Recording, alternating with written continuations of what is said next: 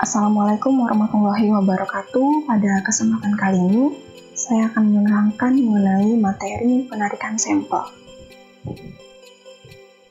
Kita mulai dari pendahuluan dulu ya. Jadi, statistik itu dibagi menjadi dua kategori. Ada yang disebut sebagai statistik deskriptif, kemudian ada juga yang disebut sebagai statistik induktif atau statistik inferensial. Nah, apa bedanya? Kalau statistik deskriptif ini dia bertujuan untuk mendeskripsikan karakteristik dari sebuah data, kemudian untuk statistik induktif atau statistik inferensial ini dia lebih bertujuan kepada bagaimana kita mengambil kesimpulan dari suatu populasi dengan cara menganalisis sampelnya. Nah, kemudian untuk statistik deskriptif ini dia biasanya hanya digunakan atau disajikan dalam bentuk tabel atau grafik, ya, di mana uji yang digunakan cenderung relatif sederhana. Jadi misalkan kita hanya mencari nilai rata-ratanya atau nilai variannya dan sebagainya. Ya, sementara untuk statistik inferensial ini dia memang uji yang digunakan cenderung lebih sulit, ya, karena memang kita outputnya ini adalah bagaimana mengambil kesimpulan yang bagaimana menganalisis kesimpulan yang tepat ya dari suatu sampel data yang ada. Nah, pada materi kali ini kita akan lebih menitik beratkan pada statistik inferensial. Seperti yang sudah saya terangkan tadi bahwa pada statistik inferensial ini kita cenderung lebih menitik beratkan pada bagaimana mengambil kesimpulan dari sebuah sampel yang ada. Nah, bagaimana cara memilih sampel?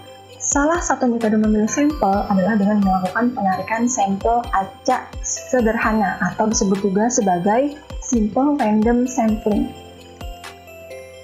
Di mana simple random sampling ini ya untuk definisi dan prosesnya dia bergantung pada apakah populasinya dia terbatas atau tidak terbatas.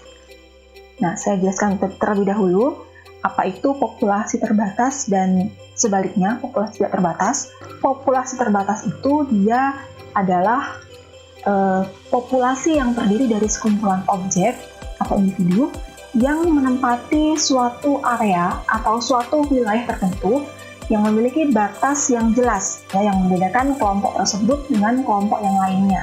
Sementara untuk populasi tidak terbatas dia berlaku sebaliknya.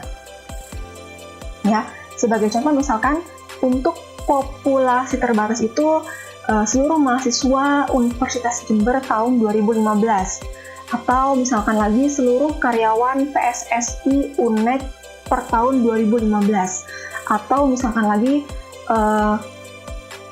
populasi mahasiswa Prodi Informatika di Universitas Jember. Sementara untuk populasi tidak terbatas, ya, dia cirinya adalah biasanya dihubungkan dengan suatu proses yang dilakukan secara kontinu atau secara terus-menerus hingga prosesnya dihentikan. Misalkan, produksi barang A selama 10 tahun. Nah, yang bunyinya seperti ini, itu kita nyatakan sebagai populasi tidak terbatas. Atau misalkan lagi yang lain, harga beras selama 12 tahun.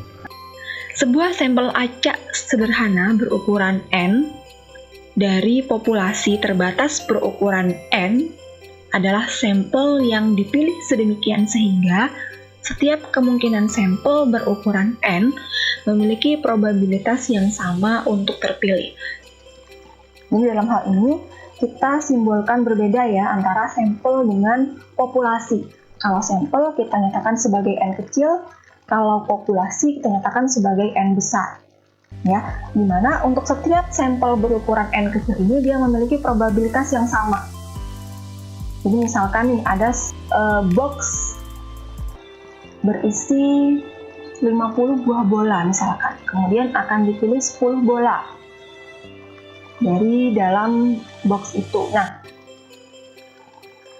bola-bola yang ada dalam box itu dia memiliki probabilitas yang sama untuk terpilih menjadi 10 bola saja.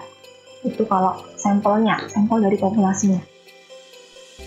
Nah, bagaimana cara pengambilan sampel acak sederhana? Ada yang disebut sebagai metode undian ya atau lotre. Kemudian ada juga yang disebut sebagai metode table random. Sampling random sederhana dapat dilakukan dengan menggunakan dua buah metode, yaitu yang pertama, ada metode yang disebut sebagai metode lotre atau metode pengundian, kemudian ada juga yang disebut sebagai metode tabel bilangan random. Nah, pada referensi yang lain, ada juga yang menyebutkan metode yang lain, yaitu metode angka acak. Nah, untuk metode pengundian ini saya kira sudah cukup jelas ya, jadi semacam kita mau arisan. Ya, jadi kita memberi kode nomor urut tertentu pada suatu lembar kertas kecil, kemudian kita gulung kertasnya, kita masukkan ke botol, kemudian kita undi. Bahkan yang mau diambil 5 nomor, jadi kita kocok 5 kali, 5 nomor yang keluar itulah yang dimasukkan ke dalam sampelnya. Nah, untuk metode lotre atau metode pengundian ini memang dikhususkan untuk populasi atau sampel yang tidak besar.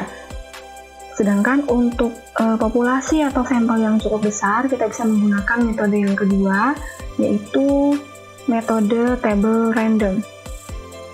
Metode ini merupakan metode yang prosesnya dilakukan dengan menggunakan tabel bilangan random. Di mana tabel bilangan random itu adalah tabel yang dibentuk dari bilangan biasa yang diperoleh secara berturut-turut dengan sebuah proses random serta disusun ke dalam suatu tabel. Contohnya seperti ini. Selanjutnya untuk proses penggunaan dari tabel random ini nanti akan saya tampilkan dalam video yang berbeda. Baik, selanjutnya sebuah sampel acak sederhana dari populasi tidak terbatas adalah sampel yang dipilih sedemikian rupa sehingga kondisi berikut terpenuhi. Yang pertama adalah setiap elemen yang terpilih berasal dari populasi yang sama, kemudian setiap elemen yang dipilih dia dipilih secara independen. Sebagai contoh, misalkan kita mau memperkirakan rata-rata waktu tunggu pesanan makanan. Nah, dalam hal ini, jika populasinya adalah seluruh kemungkinan pelanggan yang datang, maka akan sulit sekali menentukan batas jumlah pengunjung, sehingga kita perlu menentukan yang namanya batas waktu. Misalkan kita menentukan batas waktunya adalah pukul 11.30 sampai 13.30, sehingga nanti populasinya dia akan berbunyi seluruh pelanggan yang datang makan siang atau pada kurun waktu pukul 11.30 sampai 13.30.